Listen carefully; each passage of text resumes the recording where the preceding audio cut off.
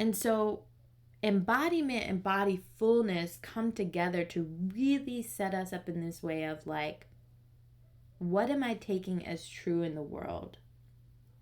What am I leveraging in the way that I navigate the world, in the way that it should respond to me? Like my belief of how it should respond to me and how I should be responding to it.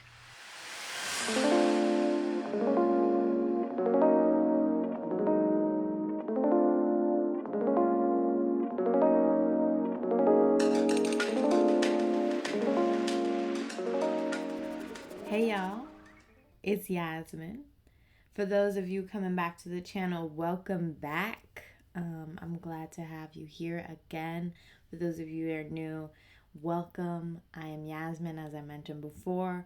I'm a coach and I'm a facilitator, and I focus on embodied leadership and culturally aware empowerment. And today we're going to be talking about embodiment. I use this term a lot. We're going to be talking about it in combination with bodyfulness, which is another term I use a lot, another concept that's very important to the nitty-gritties of my work. And I want to make sure we understand it. I want to give us some resource of understanding about what bodyfulness and what embodiment is. I'm going to leave timestamps below so you can move through this clip as you feel called to and take what you need, right? Because this is all about what you need, you taking it, you utilizing it, understanding it to find what brings you fulfillment, what brings you agency, what brings you the ability to craft a life, a career, a way of being that feels good. That's what we about here, okay? And that aligns with your values, right? Because come on now. You can obviously tell I am feeling very good about myself today. So I want to make sure that I reserve the right for emergence, reserve the right for hiccups, reserve the right for drinks of water, drinks of my chai. I got this chai from Cola. I'm gonna link them, but they my homies and they got some good chai. So we're gonna make sure I reserve the right to have some sips of that, and we're gonna get into it. We're gonna get going. All right. So first, I want you to take a breath with me. And another one, because that felt good. Just settle in. Grab some tea, grab some water, grab whatever you need. Okay, so embodiment, bodyfulness. What do they mean? That's where we're going to start. Embodiment can be a overarching term or it can be a specific term. Embodiment in the overarching sense involves everything involving the body and the way we interact with it and the way that it offers us a way of living out what we believe, what we value, what we internalize, what we think about. As a more specific term, which is the way that I use it, embodiment is kind of like formation. It is the internalizations of our own values, our own beliefs, our own ways of thinking how we got to be in the world and how we need to navigate the world and how the world is going to respond to us in a way that shapes our actions, it shapes our behaviors, it shapes our attitudes towards different things. And embodiment really is the formations of those things in our bodies that lead to being in a certain way. Bodyfulness, on the other hand, is a term that was coined by Christine Caldwell, which I'll link below. And this really you can think about it as the full body, the full integrated body version of mindfulness. Mindfulness is very much about awareness of the mind, awareness of navigating the mind, being in partnership with the mind. The thing I rub up against with mindfulness is that mindfulness puts the mind at the top of the hierarchy. And for me, the body has no hierarchy. I might get more information from my gut than I do from my mind based on the situation or the context I'm in. And bodyfulness as a practice allows me to tap into that. And that's what bodyfulness is. It's the practice of being aware of the body. And more specifically, it's the practice of being in tune with our breathing, our sensing, what's moving, how we're relating, and utilizing that as an awareness practice to allow us to know what we embody. So where embodiment is the form, bodyfulness is the practice. The practice of bodyfulness gives us the ability to be aware of what we embody, what we take as truth, whether good, bad, right, wrong. Throw that all out the window. It's what we internalize as true. And this could really shape our worlds. This could really change the way that we think about the things we take for granted. Or a better way of thinking about it is the things that we don't notice that we believe is true. I'll give an example. I could be navigating in a big parking lot at the mall and feel real uncomfortable. I could be on edge. I could be, if I got a shopping cart, I can notice I'm walking fast because the shopping cart's walking fast. I might notice that I'm holding my breath. I might notice that I'm hypervigilant. I'm looking around. I'm just like on edge. My bodyfulness practice makes me aware of that. Now, when I go to investigate, what was that about? If I wanted to, right? Because it's not always safe to always be bodyful, just like it's not always safe to be mindful. We need to be flowing in and out of awareness of our bodies, especially in these systems that can oppress us and these systems that are consistently extracting and exploiting us. There's ways to build resilience. We'll talk about in another video, and I'm sure we'll reference in other videos as well. That aside, I'm in a supermarket. I'm at the mall, in the parking lot. I'm feeling vigilant. I'm feeling sensitive. I'm feeling on edge. I'm walking fast. I'm breathing. I'm holding my breath. When I investigate what that is, it's this embodiment of the belief that I, as a woman, in what I identify as a woman, I'm not safe in big parking lots. Now, why I may believe that can be a number of things. It could come from the culture. It can come from the news. It can come from, a story from my coworkers. It could come from my, institution. It could come from a number of places. It could come from society. It could come from stories that I've heard.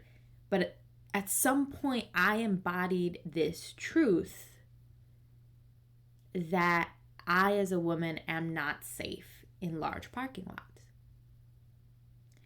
And so embodiment and bodyfulness come together to really set us up in this way of like, what am I taking as true in the world? What am I leveraging in the way that I navigate the world, in the way that it should respond to me? Like my belief of how it should respond to me and how I should be responding to it. What is acceptable? What is going to get me what I need?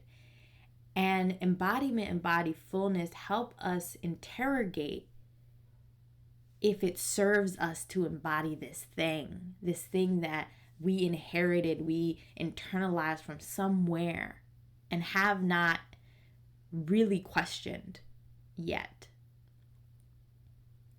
Embodiment and bodyfulness offer us two major things that bucketed them in two major things for us. The first is what I was mentioning before. It allows us to know what we have accepted as true about the world and ourselves and the way that we need to navigate it. What are our values? What we need to hold as beliefs? What we need to do as the right thing or the right way of being to afford us a good life, or the life that we were sold to at that time. And the second is it gives us agency to reorient. It gives us the agency to be like, it doesn't really serve me to be nervous in that parking lot, to be uptight, to be walking around real fast. It might not serve me, because I might start navigating that way in a conference arena, in, meeting someone that I have known for a while. I might be navigating different situations in that same way. And I now have agency because I'm aware of it, of how I can change it. Another example that I can give that really breaks it down for me is I had 3 meetings the other day. And during the last meeting, I noticed I was really exhausted. And I was like, what is going on? Like, why is this? Like, I've done this before. What is happening that's causing me to be this exhausted? And I realized I was really thirsty. I was very hungry. And I realized that my bodyfulness practice, my body awareness, was telling me I wasn't taking care of my body, nurturing my body during these 3 meetings. And the thing that I internalized was that I believe if you're drinking or eating in front of someone else in a meeting, that it's rude, that it's disrespectful, that it is gross, and, etc., etc. But how did that serve me? It didn't. It didn't serve me during those 3 meetings. It didn't serve me to sit there and not take a sip of water, a sip of chai, which I haven't yet. So grab that tea, grab that water, grab whatever drink you have. Take a little sip.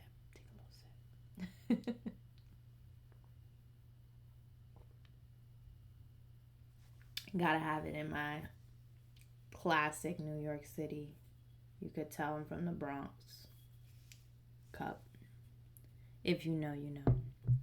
Anyways, how does that serve me? To not take a sip, to not nibble on something. It doesn't. And so now I have the ability to be like, Yasmin, we need to change this. And the other person on the other end gonna have to deal with it, because I value taking care of myself.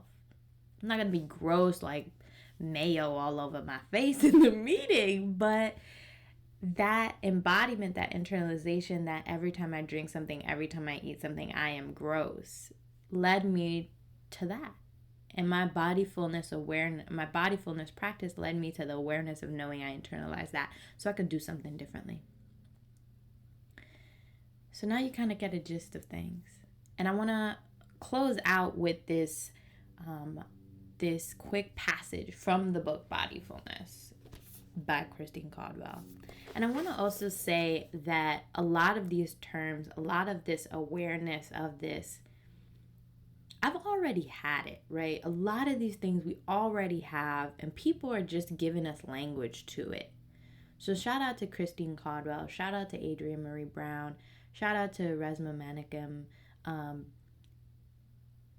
shout out to just Interplay Body Wisdom. Shout out to all those folks who have allowed us to know this, and to the folks who also have given language to it, because you help us navigate it. You help us have concepts to it. So why bodyfulness? Why embodiment?